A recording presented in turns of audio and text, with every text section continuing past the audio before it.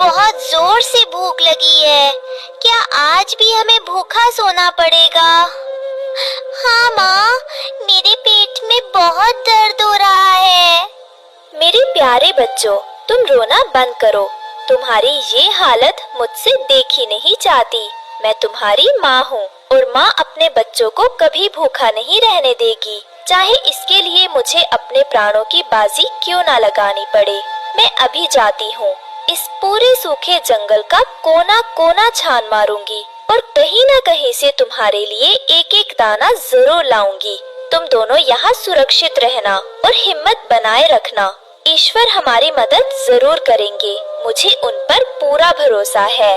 रानो अपने कमजोर दूर फैलाकर उड़ जाती है, लेकिन उसका दिल भारी था। थोड़ी दूर नीम के पेड़ पर बिंदिया चिड़िया भी अपने परिवार के साथ रहती थी। उसकी हालत भी रानो जैसी ही थी। उसके घोंसले में एक भी दाना नहीं था। सुनिए, हमारे घर में तो एक तिनका भी नहीं बचा है। बच्चे भूख से कमजोर होते जा रहे हैं। अगर ऐसा ही रहा तो हम सब मर जाएंगे। मैं सुबह से पूरा जंगल छान चुका हूँ बिंदिया, लेकिन कहीं कुछ नहीं मिला। लगता है इस बार ये सूखा हम सबको ले डूबेगा। तभी वहाँ रानो चिड़िया आती है। वो बिंदिया का हाल देखकर समझ जाती है कि दुख हर जगह है। बिंदिया बहन, हिम्मत मत हारना। मैं जानती हूँ कि ये समय बहुत कठिन है, लेकिन हमें हार नहीं माननी है। हम सब मिलकर इस मुसीबत का सामना करेंगे और कुछ न कुछ रास्ता निकाल ही लेंगे।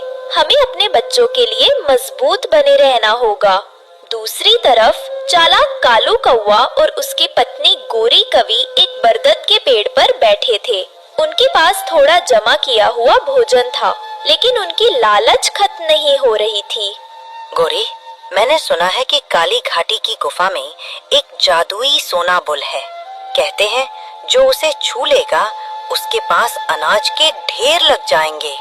अरे वाह, तो आप उसे लाते क्यों नहीं? फिर हमें कभी दाना चुराने की मेहनत नहीं करनी पड़ेगी। इतनी आसानी से नहीं गोरी। वहाँ तात्या उल्लू और खूंखार बुल्ला चील का पहरा है। जो वहाँ जाता है वो वापस नहीं आता। हमें किसी ऐसे को भेजना होगा जो मुसीबत में हो और हमारी बातों में आ जाए।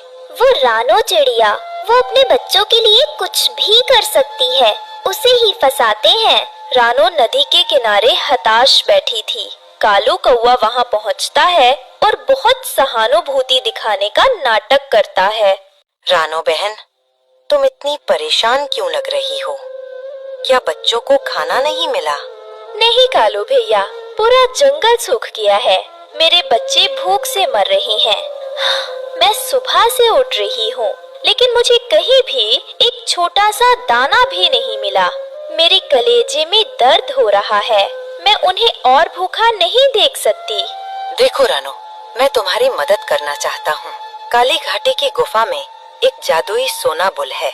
अगर तुम वहाँ जाकर उसे विनती करो तो वो तुम्हें ढेर सारा अनाज दे सकता है। मैं खुद जाता, लेकिन मेरे पंख में चोट लगी है। क्या सच में कालू भैया? क्या उससे मेरे बच्चों की भूख मिट जाएगी? बिल्कुल, बस वहाँ थोड़ी सावधानी से जाना। रानो को काली घाटी की ओर जाते देख हरिया तोता, बंटी कबूतर और तितली उसे रोकने आए। रानो, वहाँ मत जाओ। वहाँ खूंखार बुल्ला चील रहता है।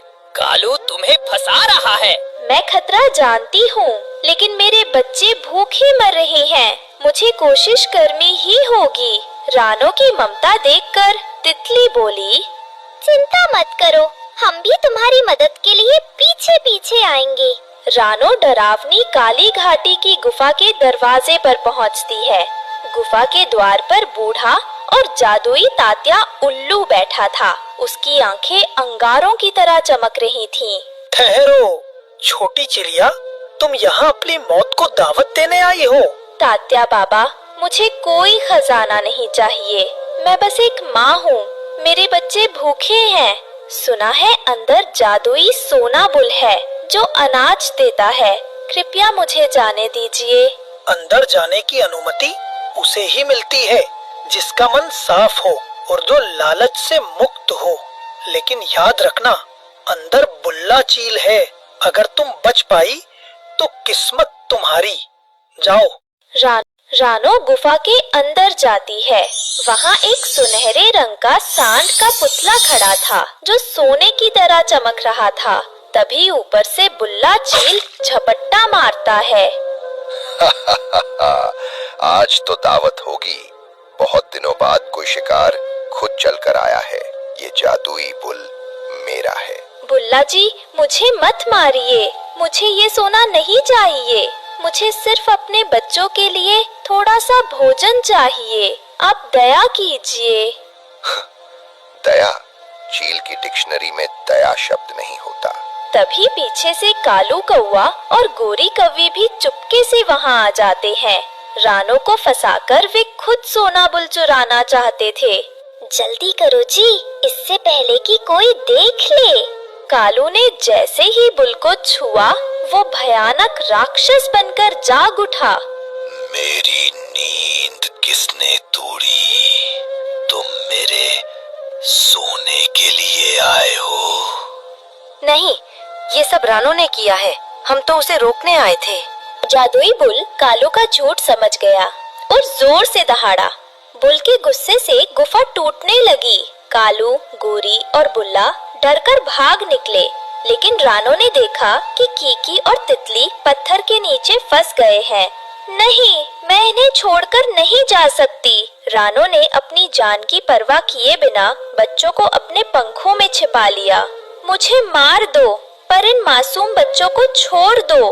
रानो का यह साहस और ममता देखकर जादुई बुल का गुस्सा शांत हो गया और अपने असली रूप में आ गया।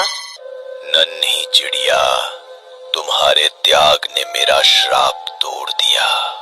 बुल की हुंकार से बारिश शुरू हो गई और गुफा का सारा सोना अनाज बन गया। आपका धन्यवाद। अब कोई भूखा नहीं रहेगा।